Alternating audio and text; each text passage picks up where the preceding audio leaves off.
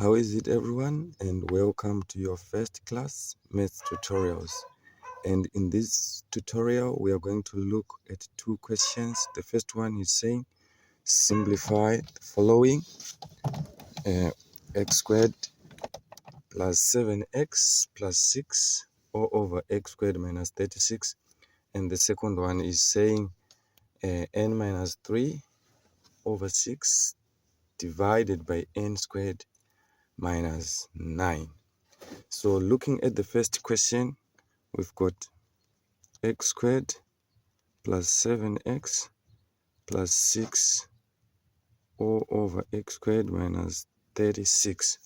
So the first step to simplify this form of an expression is to factorize both the numerator and the denominator. So the first step will be to factorize the numerator and the denominator. By factorizing, you are going to realize that if you manage to factorize properly, you will be able to simplify the given expression. So if we look at the top, if we take x squared plus 7x plus 6 and then factorize, I think you can just refer to my videos if you don't know how to factorize and what is factorization. But here I'm going to factorize. I'm going to go straight to the point, which is to factorize. So the two numbers or the two factors which are required for us to get a product of 6x squared and a sum of 7x is 6x and x. So here I'm going to substitute these two values in the middle so that I can be able to factorize. So I'm going to have x squared plus x plus 6x plus 6. And then factorizing, I'm going to factor out x out of these two terms, and then in the bracket I will be left with x plus 1. And this bracket is supposed to be the same after factoring out positive 6 on the next two terms. So at the end we are going to have x plus 6, x plus 1 after factorizing the numerator.